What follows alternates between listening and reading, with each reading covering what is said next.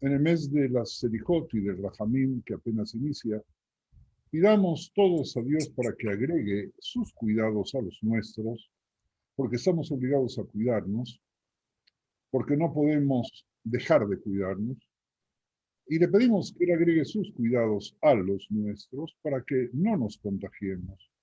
Vamos a reclamarle que sane a los enfermos y conforte a quienes lamentablemente están elaborando el duelo por los fallecidos, cuyo número crece en casi todos los países después de habernos convencido de que estábamos saliendo del mal. Amigos, Elul es un buen mes para pedir, sabiendo que nos oyen y que en el Shamaim nos pueden responder positivamente. Creo que es apropiado iniciar nuestra reunión de hoy con una cita del libro de Zohar que ve al rey David como al héroe de las 1000 caras, que lo ve como el pecador arquetípico, lo ve también al mismo tiempo como el bufón de la corte y finalmente al factotum de la misma Teshuvá. Factotum en el sentido de mayordomo principal a través del cual se puede uno arrepentir. Repito, voy para atrás. El capítulo de Teirim 130 empieza con Shira Ma'alot Mima'amakim Kerati Hashem. Hashem Shima Bekoli Tiena Ozneja Kashudot Lekol Tachanunai. Imabonot Tishmor Ya Hashem Yamot. Ki Imcha Slicha Leman Tivare. Kviti Hashem Kifta Nafshi Velidvaro Ochal. נפשי להשם שומרים לבוקר, שומרים לבוקר. יחל ישראל אל השם, כי אם השם החסד והרבה עמו פדות. והוא יפדה את ישראל מכל עוונותיו. Miren, ustedes tenemos hoy sí frente una traducción, una de las posibilidades de traducción de este hermoso poema del libro de Teirim, que, como sabemos, se atribuye a nuestro amigo el rey David. Shira Ma'alot, canción de las subidas, preferí utilizar esta palabra. Mina Ma'amakim, desde lo más profundo grito a ti, Hashem. Hashem, escucha mi clamor, estén atentos tus oídos a la voz de mis súplicas. Si en cuenta tomas las culpas, oh Hashem, ¿quién resistirá? Mas el perdón se halla junto a ti para que seas temido. Yo espero en Hashem, mi alma espera en su palabra. Mi alma aguarda al Señor más que los centinelas la aurora. Más que los centinelas la aurora, aguarde Israel a Hashem, porque con Hashem está el amor, junto a él abundancia de rescate. Él rescatará a Israel de todas sus culpas. En la poesía de crisis del rey David, hay escondidas, como acabamos de ver, palabras de alabanza a Dios, y como en otros capítulos de Teilim, destaca su habilidad para convertir sus súplicas en poesía y conversar con su alma tan ligada al alma divina.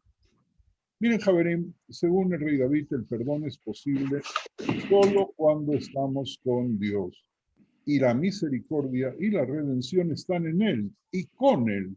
Por lo tanto, Javerim y Javerot están en nosotros cuando estamos apegados a Él.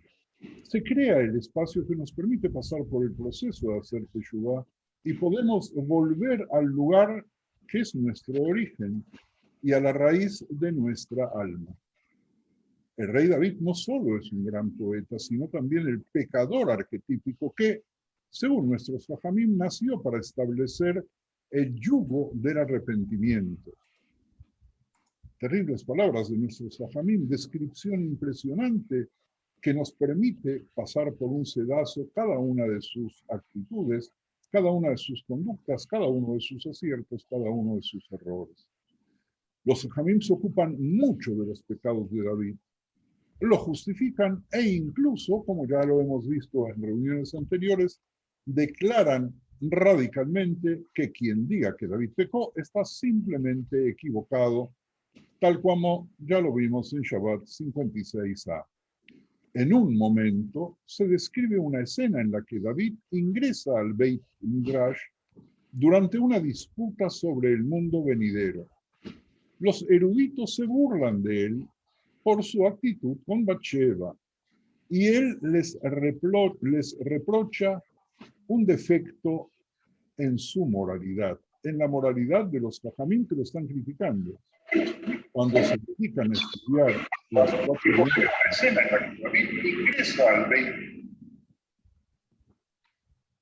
cuando se dedican a estudiar las 4 muertes que inflige, por lo menos en la discusión teórica del Talmud, el Bet Din, interrumpen sus estudios y se burlan de mí diciendo: David, ¿cuál es la pena de muerte para el que seduce a una mujer casada? Les respondo: el que comete adulterio con una mujer casada es ejecutado por la pena de estrangulamiento, pero tiene una porción en el mundo venidero. Pero el que avergüenza públicamente a su prójimo no tiene porción en el mundo venidero. Vean ustedes el texto de la Gemara en el Talmud babilónico en Sanedrín 107a. Fíjense ustedes este contexto que acabo de citar en el relato de la tradición. Es decir, David se enfrenta a quienes se burlan de él y lo acusan de los pecados terribles como la seducción de una mujer casada. Y él plantea en contra una respuesta diciendo que aún el pecador, ese pecador, el seductor, que va a ser castigado con una pena de muerte, después de haber sufrido la pena de muerte, todavía tiene un espacio en el mundo venidero, pero el que avergüenza, como esos jajamim, entre comillas, estaban ahí reunidos, pero que el que avergüenza públicamente a su prójimo no tiene porción en el mundo venidero. Miren, Javerín, es evidente que nuestros sabios estaban profundamente comprometidos con cuestiones de inclinación al mal, con cuestiones de recompensa y de castigo, y sobre todo, se identificaban con la imagen del Melech David. Este héroe colorido, el luchador, el caído, el mundano, el bailarín, acordémonos de cómo bailaba frente al pueblo, al grado que su propia mujer lo condenó. El poeta, les parece a los jajamim el más propenso a arrepentirse y a ser totalmente perdonado por los hombres, pero fundamentalmente por Dios. De hecho, se podría decir que cada generación tiene un propio rey David, al que ven bajo una luz diferente y le arrojan, le proyectan sus propios rasgos personales, sus fracturas y sus esperanzas de ser redimidos. Esa es la fuerza del rey David que les traigo hoy en el inicio del mes de Elul. Miren, Javerim, el libro de Zohar considera a David como el héroe de 1000 caras. David del Zohar, Javerim, es pobre y es deficiente, es vacío y por lo tanto se está llenando. Nosotros cuando acusamos a alguien y decimos que es vacío, lo hacemos denostándole, pero aquí, en esta interpretación del Zohar, si está vacío puede llenarse y se está llenando. Y si está vacío de buenas acciones, puede convertirse en un penitente, es decir, en un Baal Teshuvá. Él sabe cómo el alma herida y baja de un hombre puede elevarse de las profundidades a un nivel de alegría y de agradecimiento.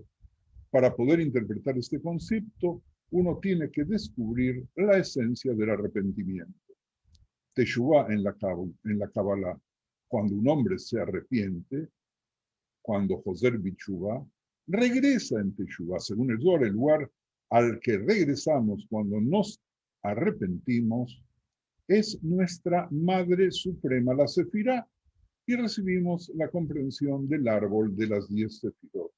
Regresar a nuestra Madre significa ser recogido en el vientre de la Madre, una especie de muerte para renacer, una autoanulación para ganar una nueva vida.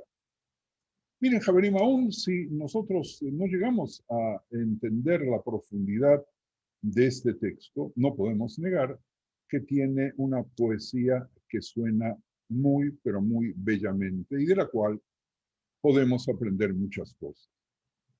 Y bueno, nosotros decidimos que hoy vamos a hablar de David y las mujeres. Y la pregunta que tenemos que hacernos es, ¿qué tiene que ver el rey David con el proceso femenino? Incluso esto que acabamos de leer. Sorprendentemente, el Zohar identifica al rey David como la Shejinah, la misma Shejinah que aparentemente no tiene nada propio, aunque las otras Sefirot dependan de ella. Y ella es la más concentrada y colorida de todas. David es como un héroe que regresa de un viaje irradiando una miríada de luces recogidas de todos sus pecados y fracturas. Si hubieran permanecido solo en formas de fractura, la oscuridad habría prevalecido en el mundo, pero gracias a la comprensión, gracias a la madre, a la esposa, se han convertido en un espectacular caleidoscopio de luces. Javerim, Javerot, David se niega a ocultar sus pecados. Después de haber confesado, reconocer sus hechos y admitirlos, el pecado pierde su forma y vuelve a su esencia cruda y finalmente, fíjense, oigan bien, se convierte en alabanza al Señor. Dios, por su parte, perdona nuestro pecado y nos reúne con él.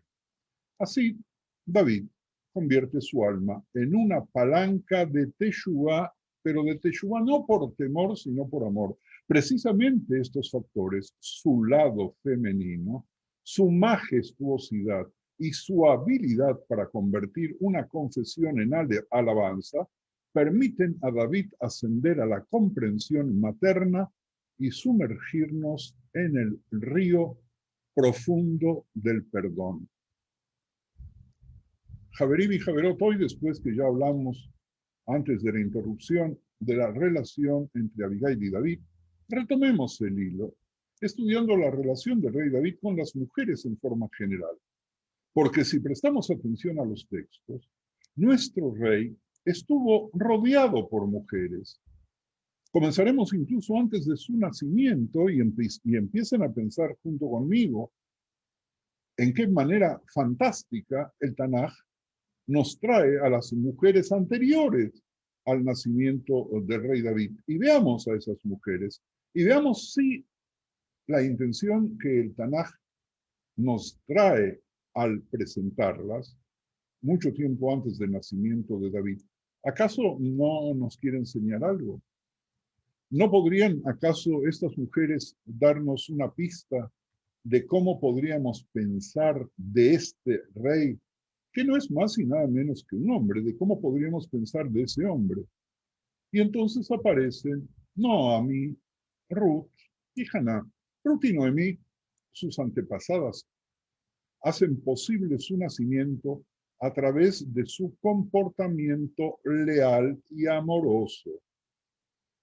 El libro de Ruth, Javerín, sirve como un libro de transición. Las mujeres presentan la historia de David antes de que David nazca, comenzando diciendo que en los días cuando los jueces gobernaron y terminando con el anuncio de que Obed era el padre de Ishai e Ishai fue el padre de David. En este libro de las abuelas de David, David era un rey que fue anticipado por las escrituras. Fue el nieto de alguien que restauró la vida y señaló una época en que las vidas se vivían, quizás, por lo menos en parte del texto que estudiamos, como Dios quería que fueran vividas. El David anticipado por Nomi y Ruth marcaría el comienzo de una realeza en que la violencia y el derramamiento de sangre del tiempo de los jueces se convertiría en un tiempo de orden y paz, dirigidos por un rey que, a diferencia de los personajes del libro de Shoftim, de los jueces, no solo haría lo que era recto en sus propios ojos. Lo que hacía recto en los propios ojos es una frase que se repite a lo largo del libro de Shoftim cuando no hay gobierno, cuando no hay justicia. Javerim, estas mujeres, Nomi y Ruth, establecieron un modelo para las relaciones familiares ideales en las que uno promete lealtad. Recordemos algo que sabemos de memoria, pero Ruth dijo, no insistas que te deje o que deje de seguirte. porque a donde tú vayas, iré yo, y donde tú mores, moraré.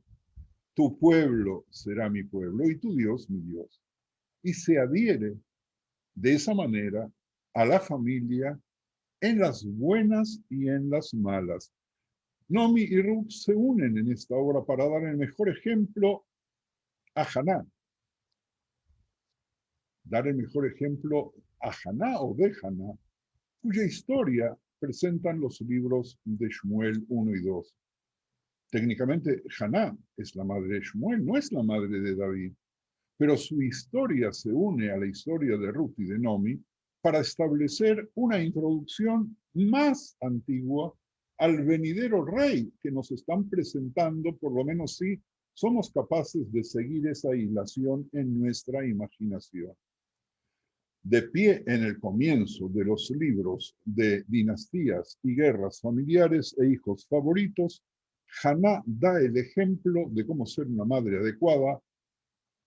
Y antes de eso quiero decirle que cuando nosotros estudiamos o leemos en la Torá, incluso los Shabbatot, las dinastías y los nombres de este tuvo a este y este es el padre de este y este es el padre de este, que parecen ya algo muy, muy aburrido, no nos damos cuenta cómo, en este ejemplo que estamos dando esta noche, si nos detuviésemos para ver y definir quién sale de quién y de dónde, podríamos ver de qué manera el texto bíblico nos está preanunciando algo que si no figurase, porque si nosotros quitásemos a Ruth y Nomi del Tanaj, no pasaría nada respecto a David. Si no se existiese el libro de Ruth, David hubiera nacido igual, pero al aparecer de esta manera, nosotros tenemos una cosmovisión diferente si somos capaces de detenerlos a verlo. Haná, Javerim y Javerot da el ejemplo de cómo ser una madre adecuada, de una madre extremadamente adecuada. Cuando su esposo, Elcaná, que se llamaba así porque Dios ha redimido o provisto u obtenido o poseído o comprado, fue, según el libro de Shmuel, el marido, pasa a un segundo plano cuando Haná anhela a su hijo y da gracias a Dios por su nacimiento. Le proporciona amor y alimento iniciales. Y luego, ¿qué hace Haná? Después de haber obtenido lo que más quiso, lo da de regreso a Dios, sabiendo que su hijo no es de ella, que su paternidad sacrificada se mantiene en marcado contraste con la paternidad de Eli y su fracaso sonado como padre de Eli, y la particularmente con la de David y las que vienen después. En las historias de estas mujeres precursoras, Javerim y Javerot, aprendemos algo de David por medio de un contraejemplo. Ojalá David hubiera seguido el ejemplo de sus abuelas. Es decir, aquí tenemos una conexión con el Tanaj, una especie de contraste que es fundamentalmente importante.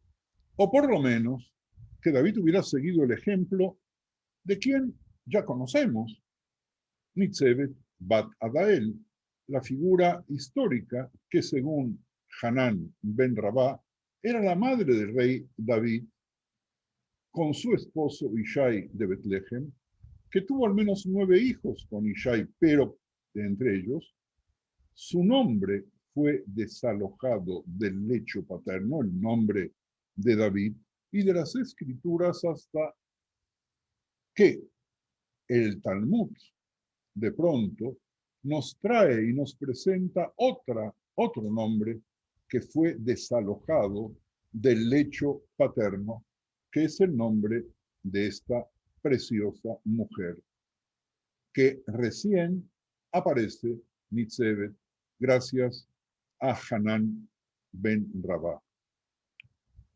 Y todavía se menciona allí con su esposo. Es muy importante decir que si bien el nombre no aparece textualmente, Se menciona en el Tanaj con su esposo cuando David estaba preocupado por la seguridad de sus padres. Fue a Mitzpah en Moab para pedir permiso al rey para permitir que su padre y su madre se queden bajo la protección real del rey, como está escrito en el libro de Shmuel 1, 22, Psukim 3 y 4. Y fuese David de allí a Mitzpah de Moab, y dijo al rey de Moab: te ruego que mi padre y mi madre estén con vosotros hasta que sepa lo que Dios hará de mí. Los trajo pues a la presencia del rey de Moab y habitaron con él todo el tiempo que David estuvo en la fortaleza. Jabrim, de esta cita aprendemos que David como hijo, pese a lo que sucedió con él, pese a haber sido excluido, ya lo hemos estudiado, ¿verdad? Cumplió con la mitzvah de Kibbutz Orim. Es decir, pese a que Ishai lo desalojó, pese a que Ishai de alguna forma despreció a su esposa, con la cual tuvo tantos hijos, David no los abandona, los protege y pide protección, porque ese es el verdadero cumplimiento práctico del respeto a los padres. Y se quedaron allí hasta que la fortuna de David mejoró. En Teilim 86:16, atribuido obviamente a David, él se refiere a su madre, diciendo: vuélvete a mí y ten misericordia de mí. Muestra tu fuerza a favor de tu siervo. Sálvame, porque te sirvo como lo hizo mi madre. Mírame y ten misericordia de mí. Da tu poder a tu siervo y guarda al hijo de tu sierva. Haz conmigo señal para bien, y véanla los que me aborrecen y sean avergonzados, porque tú, Hashem, me ayudaste y me consolaste. Estas mujeres, Javerim y Javerot, establecen el patrón ideal, pero son solo el comienzo de las mujeres en la vida del rey David. En los libros de Shmuel, hasta los 2 primeros capítulos del libro de Melahim, del primer libro de Melahim de Reyes, oiremos hablar de al menos 8 esposas, una llamada concubina y muchas otras que permanecen sin nombre. Y David también tuvo al menos una hija, Tamar, aunque en su historia nunca se la menciona como la hija de David, sino solo como la hermana de los hijos de David. Voy a detener aquí porque creo que antes de que empecemos a tratar sobre estas mujeres con nombre y estas mujeres sin nombre, podemos percibir o podemos preguntarnos si acaso marcan algo del carácter de David, pero que en nuestra época hay una revolución en el pensamiento de la influencia de los padres sobre los hijos. No hablo solamente desde el punto de vista de la genética, sino también sobre los caracteres que se transmiten más allí de la genética. Para poder entender de qué estamos hablando, vamos a utilizar en unos minutos una variedad de lentes, el lente político y el lente literario. Pero sí, me gustaría, dado que hemos hablado de las mujeres hasta ahora, iniciando con las madres precursoras y las abuelas y bisabuelas precursoras de David, para preguntarnos cuál debió haber sido esa relación, qué aportaron, si es que aportaron, por qué el Tanaj nos las trae, porque entonces quizás podamos lanzar alguna hipótesis de cómo en el siguiente espacio vamos a poder ver si algo tuvo que ver con ellas. Pues si alguno de vosotros quiere hacer algún comentario, pues con mucho gusto, Javier. Bueno, Jabrim, como siempre, adelante. Quien quiera preguntar o comentar o reflexionar, levantar la mano y ahí vamos.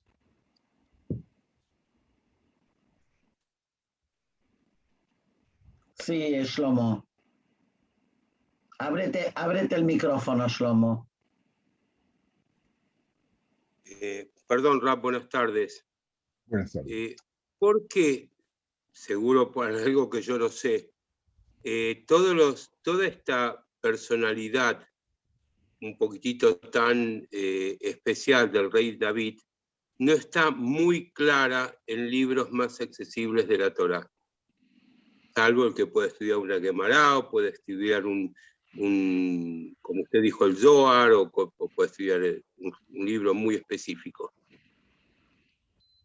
Shlomo, querido, no estoy de acuerdo contigo, pero para nada Bueno, estoy de acuerdo para contigo. eso, por eso pregunto, Rab. No, porque esto forma parte también de nuestra manera de estudiar.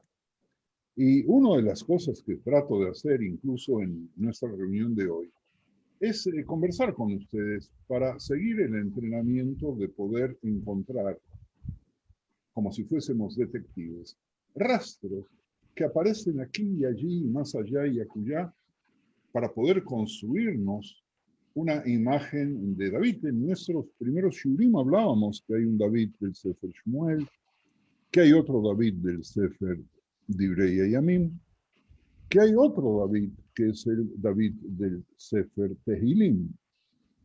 Y nosotros nos encontramos con tantos Davides, de manera tal como el Zohar hace una referencia con adjetivos que describen la conducta y la personalidad de David infinitas y contradictorios. ¿Y cómo puede ser? Porque nosotros, mi querido Shlomo, también somos contradictorios. Porque dentro nuestro conviven y bailan poetas y asesinos, santos y delincuentes.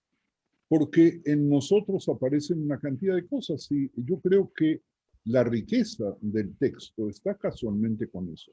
Porque además, vamos a ponernos otra vez de acuerdo, mi querido amigo, si no hubiera pistas muy claras, los Sherlock Holmes que están en el Talmud, los detectives e investigadores que están en el Midrash, no hubieran podido sacar estas conclusiones que nosotros estamos analizando. Por otro lado, nosotros tampoco podríamos empezar a hacer el recorrido para atrás para ver hasta qué punto David no nació de la nada, sino que David nació en un momento geopolítico determinado.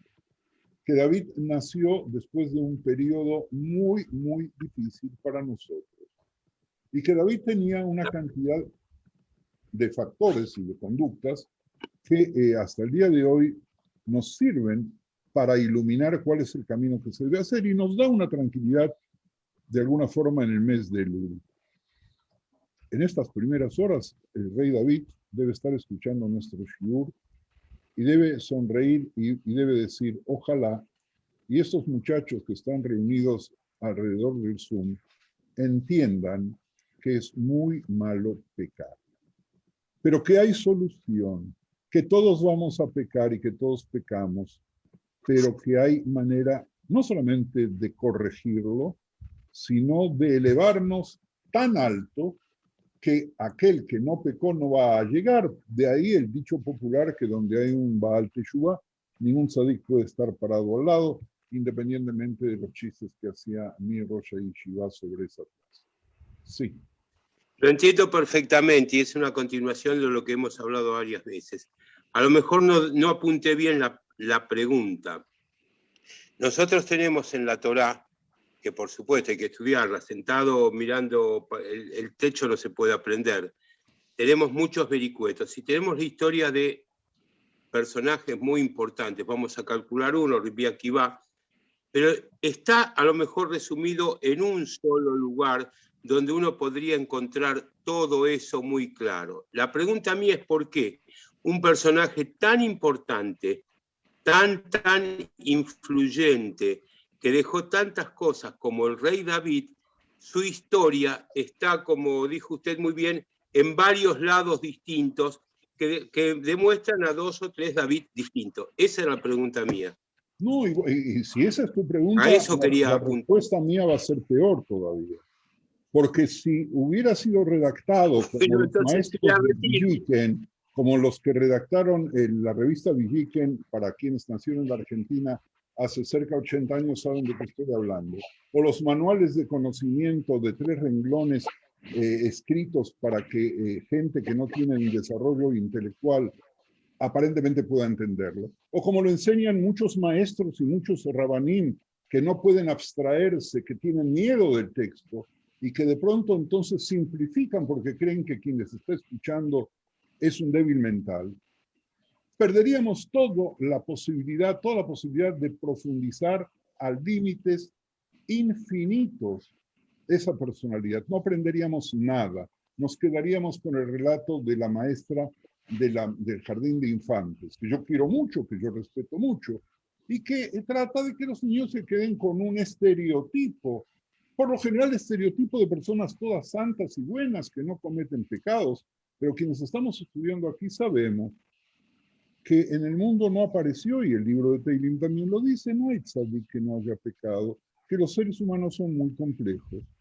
que tenemos aristas, que tenemos de todo, que tenemos etapas mejores y no tan buenas, y a partir de esa complejidad, el desafío es que cada uno de nosotros rescate no solamente una proyección de aquí para allá y diciendo, bueno, David fue un pecador, o diciendo David fue un santo, sino que veamos en él lo que tenemos nosotros aquí cuando vamos estudiando. Y entonces hacemos una combinación ideal, que es la combinación del estudio, buscar una identidad con las salvedades del caso entre los personajes de la Torá y nosotros mismos. Y tú nombraste sin querer o queriendo, o yo escuché bien o escuché mal, a Rabbi Akiva.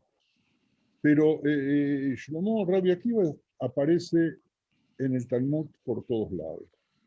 Y Rabbi Akiva es una persona que amerita un curso como este, porque aquí me escribe Shmuel, gracias, que el Tanaj no es un libro de historia, pero quiero avanzar un poquito más. Y Rabbi Akiva, ¿qué fue? Un tzadik puro, y Rabbi Akiva no se equivocó.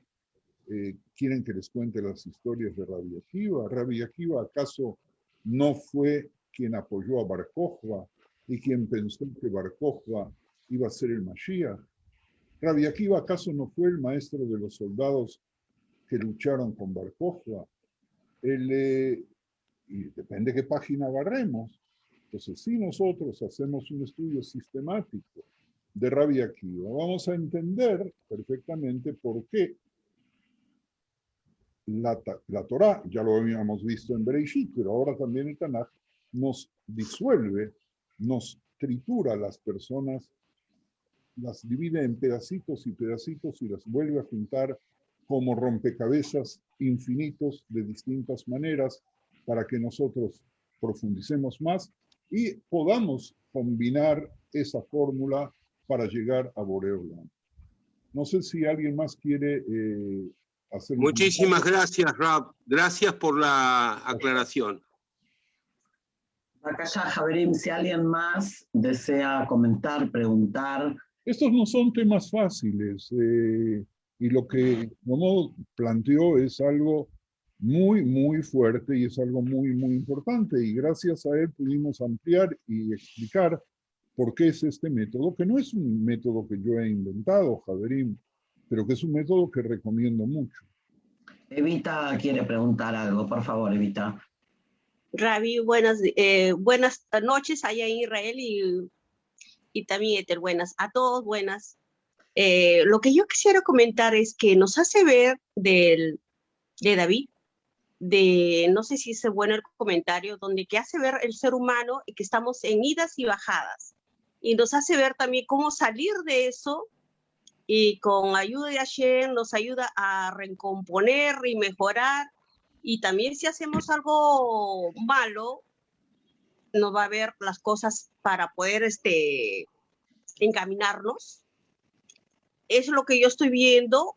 Lo que le pregunto a Rabbi, ¿en qué manera el rey David, cuando sucedió lo que murió su primer hijo, o no sé si el primer hijo con Bathsheba, esa actitud, lo que pasó, ¿cómo lo conceptúa en cuanto a Rey David, lo que sucedió, la debilidad del ser humano, a uno que nos sucede a todos, de fijarse una persona que no era adecuada por el instante, y cómo restituye eso su actitud de Rabbi? Eso quería preguntar.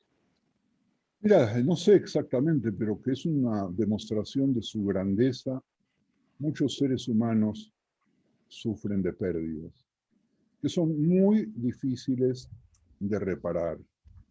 Muchas madres pierden a sus hijos soldados. Y de pronto hay que seguir viviendo. Y el rey David, en la descripción del Tanaj de 3 renglones apenas, nos da una lección impresionante de cómo él pudo elaborar ese duelo. Y nos invita a nosotros que cuando Dios nos lo permita, estamos teniendo algún duelo, elaboremos nosotros de nuestra forma, porque no hay posibilidades de elaborar por una fórmula mágica, ni el bien ni el mal, para poder salir adelante, porque el objetivo es la vida. No sé si hay más.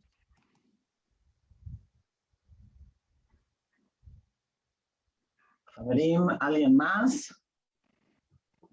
Si no, adelante. Ok, vamos a meter un poco el acelerador. Miren, Javerim, para poder entender de qué estamos hablando, podemos utilizar, les decía hace unos instantes, una variedad de lentes, como el lente político y el lente literario. Hay más lentes, es decir, yo me puedo cambiar estos lentes y puedo ver el texto de una forma, tomo otros y lo veo de otra manera, y puedo colocar lentes de colores. Y según los lentes que me coloque, pues voy a ver otras cosas. No todos van a ver lo mismo, porque no todos llevamos los mismos lentes. Entonces, vamos a tomar un ejemplo del lente político, cuando nuestro tema, el tema que estamos hablando es David y las mujeres, no nos olvidemos, ¿verdad? Entonces, no revisaremos hoy la aparición de esas mujeres en el arte y la pintura, que nos permite ver cómo los artistas las vieron. Pero imaginémonos aquellos que fueron alguna vez a algún museo, y aquellos que fueron a un museo importante y se encontraron con cuadros gigantes, no solamente por el tamaño, sino por el contenido y por el arte, que trataban de ver a David y verlo en sus ojos y ver a las mujeres que tenía y cómo las percibían estos artistas, ¿verdad? Y entonces podríamos pensar al ver esos cuadros cómo estos artistas lo vieron a David. Pero también podríamos ver, no le cuenten a nadie, de qué manera esos artistas se veían a sí mismos. Es decir, de que en el momento en el cual yo estoy viendo el cuadro, estoy pintando el cuadro, en definitiva, no estoy pintando a David, no estoy pintando a Bathsheba, me estoy pintando a mí mismo en esa circunstancia. Es decir, dicho de otra manera, vemos a David Amelech proyectándonos nosotros en él y él en nosotros. Después de todo, la Torá trae a estas mujeres al texto porque algo nos quiere significar. Ya hemos visto que cuando aparecen cosas raras, no significa, o algo que nos choca, ¿verdad? Que nos da no sé qué, cuando lo leemos o cuando lo estudiamos, entonces tenemos que pensar por qué la Torá se tomó la molestia, o el Tanaj se tomó la molestia en traer estos personajes. Entonces, algunos de nosotros se acercarían a la relación de David con mujeres con anteojos políticos. Cada uno de los matrimonios de David, oigan bien, ayudó de alguna forma a edificar su reino.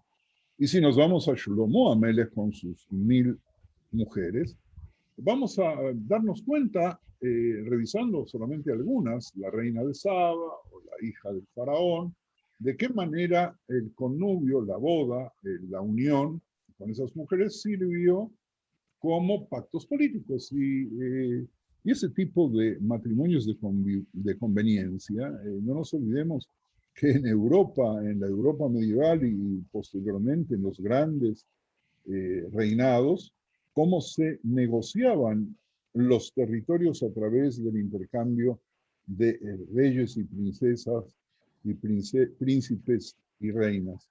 Así que David fue el primero, no sé, por lo menos he registrado, creo que sí, que con las mujeres aprovechó, si lo vemos con anteojos políticos, para edificar el reino. La ilustración más obvia es su matrimonio con Mijal, la hija de Shaul. Al casarse con Mijal, David se convierte en yerno del rey, un movimiento político bastante común en la historia de la construcción del imperio. ¿Fue ello programado por Shaul y aprovechado por David o por David? porque no podemos hablar de casualidades. Pero tenemos algo más fuerte todavía y salteo porque la historia de David y Mijal es conocida por todos ustedes. La esposa de David, una de las esposas llamada Ahinoam del Emek Israel, fue anteriormente la esposa del rey Shaul. Repito, hasta en un instante había hablado yo del acuerdo político entre la hija de Shaul y David.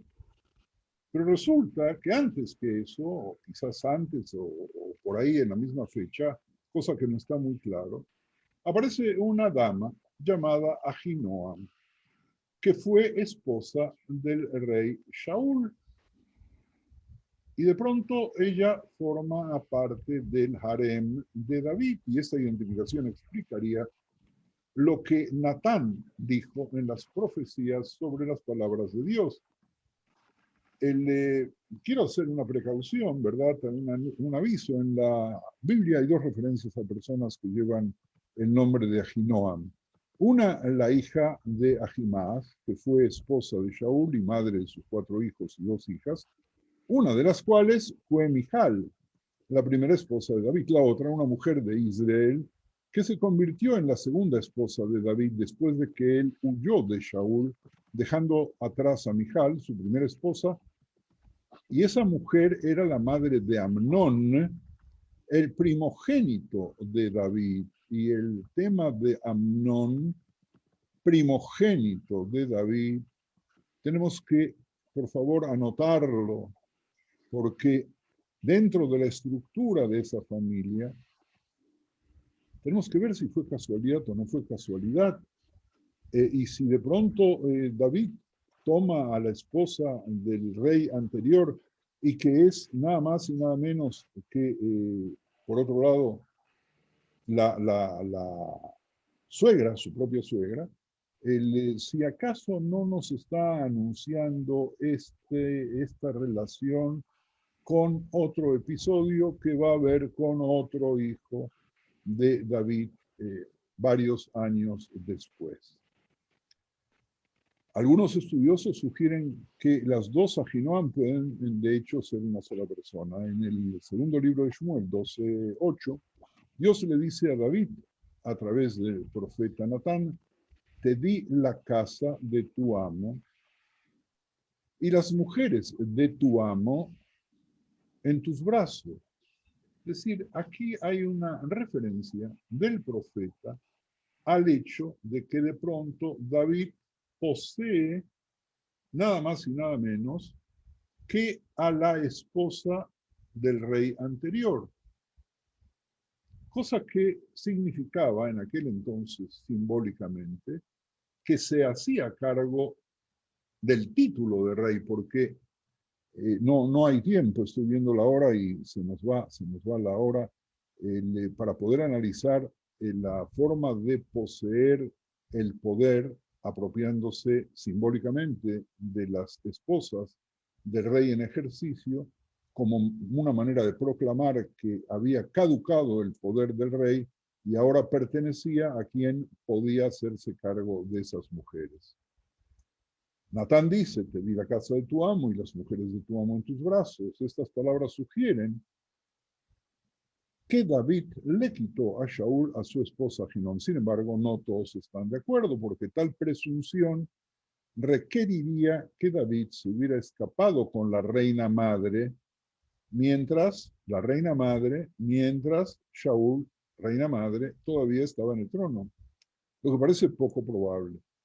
En vista de la posesión del harén real como un reclamo de legitimidad real, el comentario y la profecía de Natán puede estar relacionado con la eventual posesión de David de las esposas de Shaul, pero únicamente después de que ascendiera al trono a raíz de la muerte de nuestro amigo Ishbal, sobre el cual hablamos apenas unas semanas atrás antes de interrumpir el ciclo. Sobre Ishbal y su lugar en la sucesión ya habíamos hablado, y de qué manera David lo trata y cómo muere, etc. Ya habíamos estudiado eso con detalle, por lo tanto vamos a continuar un segundito. Excepto alguno de ustedes quiera hacer una pregunta o algún comentario, si no, avanzamos un poquito más.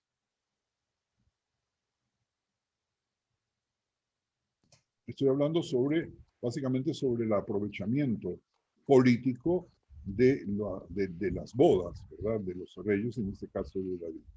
Galia, por favor. Sí, no cabe duda que políticamente el rey David tenía que posicionarse, porque al morir Shaul, él tenía que, por un lado, no era el hijo del rey Shaul, entonces casándose con Abigail es como que acreditaba para el lugar, y al morir y al ascender como rey, heredaba todo, heredaba, como dice Shmuel Bet, todo el harén, y en el harén estaba la esposa del rey Shaul. Así que políticamente casarse con la hija del rey lo habilitaba, porque por otro lado también había descendientes de Shaul que peleaban el lugar de David para ser rey. Ahora, fíjate algo muy interesante, y piensen todos algo muy interesante. ¿Qué nos dice eso de David? ¿Qué nos dice estas aventuras, que no son aventuras, en su relación con las mujeres? Y esa es la pregunta, y eso es lo que nosotros tenemos que marcarnos para poder seguir estudiando y determinar un poco el perfil político y cuáles eran los límites que podría tener David en ese momento, y si nosotros podemos aprobar el hecho de que al carecer de legitimidad hereditaria, porque su padre no había sido rey, ese es un método obviamente ilícito, pero sí es un método que nosotros podemos defender en la figura del rey David. Y vamos a continuar un poquito más. Veamos que Ahinoam siempre se menciona antes que Abigail. ¿Se acuerdan de Abigail de hace 3 semanas atrás? Y que ella le da a David un hijo, ella a Ahinoam le da a David un hijo antes que Abigail. Y concluye de esto que ella ya estaba casada con David cuando, me refiero a Ahinoam, estalló el conflicto con Nabal. ¿Se acuerdan de Nabal? Kishmokenu, así como se llamaba Nabal, así era una persona mala. Cuando David había huido de Shaul y vivía con Ahish, rey de Gad, tenía 2 esposas, Ahinoam y Abigail. Con él, según el primer libro de Shmuel 27:3, dijo luego David en su corazón: al fin seré muerto algún día por la mano de Shaul. Nada, por tanto, me será mejor que fugarme a la tierra de los filisteos para que Shaul no se ocupe de mí y no me ande buscando más por todo el territorio de Israel, y así escaparé de su mano. Se levantó pues David, y con los 600 hombres que tenía consigo se pasó a Ahish, hijo de Maoch, rey de Gad, y moró David con Ahish en Gad, él y sus hombres, cada uno con su familia. Y el texto dice claramente: David con sus 2 mujeres, Ahinoam de Israel y Abigail, la que fue la mujer de Nabal, el del Monte Carmelo. Como acabamos de decir, dado que el nombre Ahinoam generalmente precede al de Abigail, se ha sugerido que David se casó con Ahinoam antes de casarse con Abigail. Sin embargo, si su hijo Amnón, ¿se acuerdan que hace unos minutitos les dije acordémonos de Amnón? Fue el primogénito de David. Entonces el orden de sus nombres podría indicar el estatus de Ahinoam como la madre del príncipe heredero. Es decir, que Ahinoam está con David durante su estadía con el rey Ahish de Gad y es llevado cautivo cuando los amalecitas atacan Siglac, la base filistea de David, pero David lo recupera. Ahinoam está entre los que van con David a Hebrón cuando él se convierte en rey de Yehudá, tal cual como aparece en el segundo libro de Shmuel, capítulo 2, Pasuk 2, que dice: David subió allá, y con él sus 2 mujeres, Ahinoam de Israel y Abigail, la que fue mujer de Nabal, el de Carmel. La Torá en Baikra, recordemos, 20:14, prohíbe a los hombres casarse con sus suegras. Y Ahinoam, esposa de Shaul, fue la madre de Mijal, que fue la primera esposa de David. ¿Saben qué? Ya estoy mareado. ¿Quién fue la primera esposa de David? A quien David consideraba legalmente su esposa, e incluso después de huir, y David nunca fue acusado por cualquier profeta por su matrimonio con Ahinoam. Lo dejamos ahí con un signo de pregunta, porque es interesante saber que esa boda con Ahinoam pasa de alguna forma desapercibida en el sentido de si fue un acto permitido y correcto. Ahora, un poco menos transparente políticamente es el matrimonio de David con Mijal, pero es el matrimonio de David con Abigail, la esposa de Nabal, que ya estaba fallecido. La viuda de Nabal aporta a su matrimonio una gran riqueza. Nabal era multimillonario y una conexión, multimillonario en los términos de aquel entonces, y una conexión significativa con la poderosa tribu sureña encabezada por Caleb, lo que ayuda a David a construir su coronación en la ciudad central de Caleb, que era Hebrón. Es decir, de que miren ustedes otra vez el uso político de las uniones matrimoniales. Es de suponer que cada una de las esposas de David con nombres más oscuros trae sus propias conexiones políticas.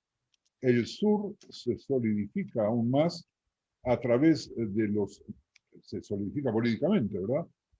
A través de los matrimonios de David con Maja, que era la hija del rey Talmai de Geshur, con Hagit, hermoso nombre, Hagit significa festivo, Hagit que se menciona en 2 Shmuel 3:4:1, perdón, en 1 Reyes 1:2, en 1 Divrei Yamim 3:2, ella solo aparece como la madre de Adoniau, el cuarto de los hijos de David, nacido en Hebrón, mientras David luchaba contra Shaul, con Abital, descendiente de Caleb, y con Eglá, sobre la cual ya habíamos estudiado, preguntándonos si Eglá era o no era la misma persona, etcétera, etcétera. Es de suponer que hay más alianzas políticas a través de los matrimonios de David en Jerusalén, porque hasta ahora hemos llegado únicamente a ver lo que había sucedido en Hebrón, donde él reinó 7 años. La esposa que obviamente falta en esta lista política es Batsheba, hija de Amiel, viuda de Uría el Hitita.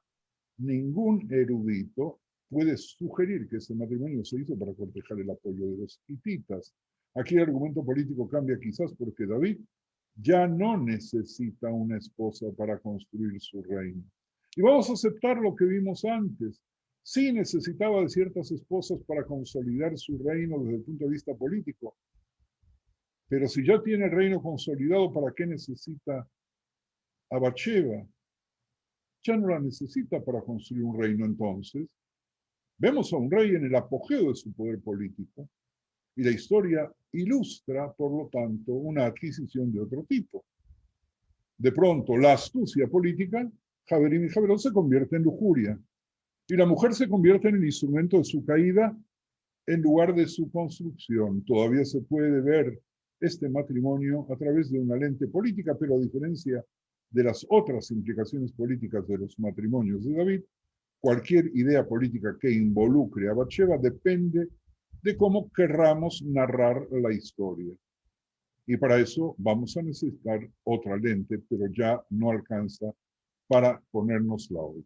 Así que en los pocos minutos que nos quedan, les invito, mis queridos amigos, bueno, a expresarse, a preguntar, a plantear, a discutir, a contradecir o agregar, lo que ustedes quieran.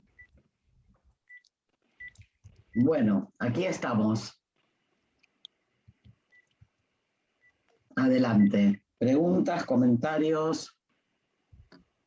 Un comentario, Ravi. A mí me parece desde muy remoto tiempo no solo de Rey David, sino de otros tiempos, también siempre las mujeres hemos usado de repente con el poder político o con el poder de repente para destrucción de algunas tribus que uno no quiere. Siempre hemos sido objetas de eso, Ravi. ¿En qué momento se dejó de usar a la mujer para tal fin? Eso quería preguntarle a Ravi. Nunca. Si hay alguien que quiera contestar, porque mientras tomo una gota de agua, pues adelante. Galia, te toca a ti, que hiciste cara. Nunca. Pero no solo yo, varios acá se rieron y dijeron nunca. Sí, sí. Lamentablemente la utilización a ver, hay dos temas. La utilización del matrimonio, por un lado, como recurso político, recurso de poder, es algo que existe hasta el día de hoy. Ese es un tema. Y por el otro, el tema de la utilización de la mujer como objeto de consecución de ciertos objetivos, también es un día que existe hasta el día de hoy, Evita, así que no sé por qué. Diríamos que no hay de qué sorprenderse de la historia bíblica en ese sentido, por lo menos así lo veo yo, no sé qué piensan otros, ¿no? Otros y otras.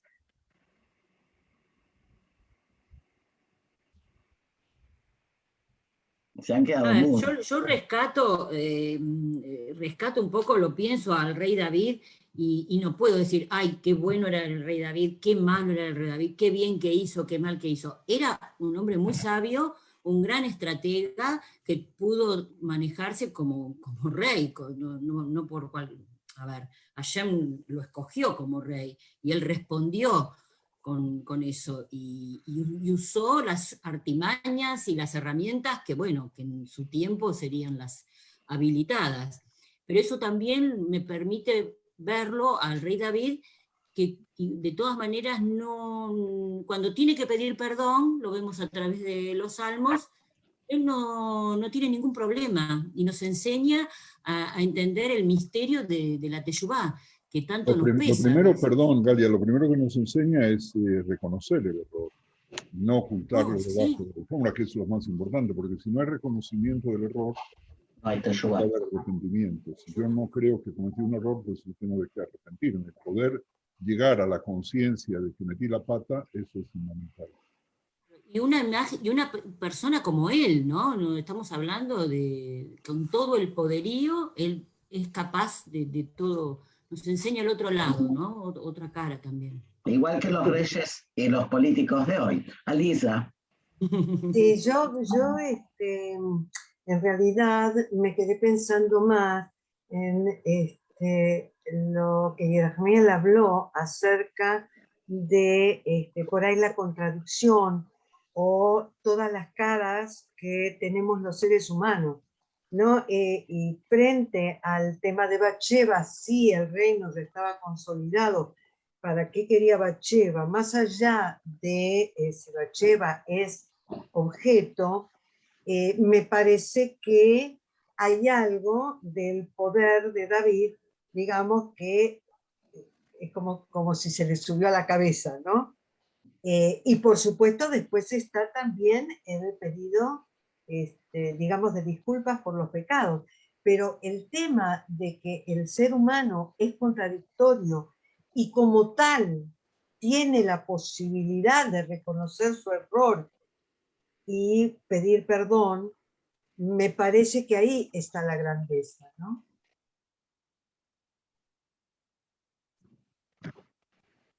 Adelante. No sé si leyeron lo que puso Shmuel, ¿no? Así con su humor ahí, de que no se casó por el interés, sino por el capital. Así que buen detalle. Bakasha, Javerim, Libe, y después Raf, cierras tú. Sí. Si abres el micrófono cerrado.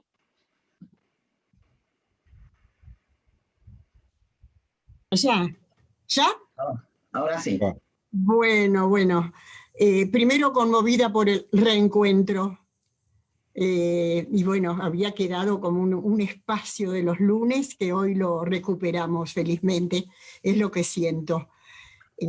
Respecto de David, ya en las primeras presentaciones que hizo el Moré, el Ras Barilka, yo estaba muy conmovida porque lo que me llegó es la grandeza de David, de todo su potencial, pero humano, no solo lo material.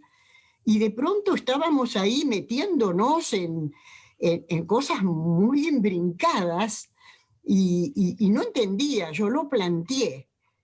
Y coincido con Alida que después de todo el recorrido que se hizo, que él llegue a reconocer y hacer teshuvá, eso explica por qué en nuestro inconsciente como pueblo, como nación, como gente comprometida con nuestras fuentes, quedó como un grande. Hoy me queda más claro. Bien, gracias, Oliver. Yo no veo a nadie más, Raf. Bueno, no hemos hablado qué sintieron las mujeres con respecto a David, ni de qué manera se aprovecharon, porque nosotros hasta ahora nos centramos únicamente en David. Cuando hace un instante alguien nombró a Bathsheba, nadie se preguntó, ¿y cuál fue el papel de Bathsheba en sus sistemas sofisticados de tomar el jacuzzi en la azotea? Así que vamos a parar aquí por hoy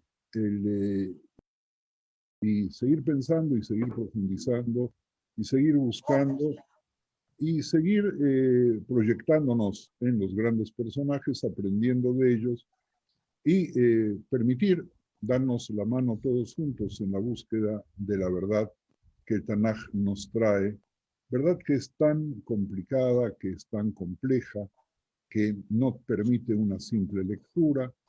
Y yo les invito a ustedes a que ayuden a todas las personas que tienen cerca a destruir el paradigma de una lectura única y de la frase clara de saber quién es quién, ¿verdad? Nosotros vemos a una persona, hablamos con él 5 minutos, ya sabemos que es bueno, que es malo, que es ladrón, que es honesto, que es un gran orador. Leemos un poema y pensamos que es un poeta. Vamos a una consulta y pensamos que sabe medicina. Las cosas no son tan simples. Tenemos que raspar más, permitir que la cochambre salga. Hoy estoy hablando medio mexicano, y ver qué hay debajo para poder encontrar. ¿Te gustó, Aida? Esa de cochambre creo que hace como 20 años que no la uso, pero que estoy lleno de cochambre, y quien no conoce la palabra que la busque en el diccionario. Javerín, mil gracias. Les echaba de menos y adelantamos una semana el regreso, simple y exclusivamente para poder estar con ustedes y coincidir con el inicio del mes de Lul, que nos traiga posibilidades de encontrarnos a nosotros mismos y poder ver de qué manera nos preparamos mejor para iniciar un año que esperemos nos traiga salud. Javier, muchísimas gracias a todos. Muchísimas gracias.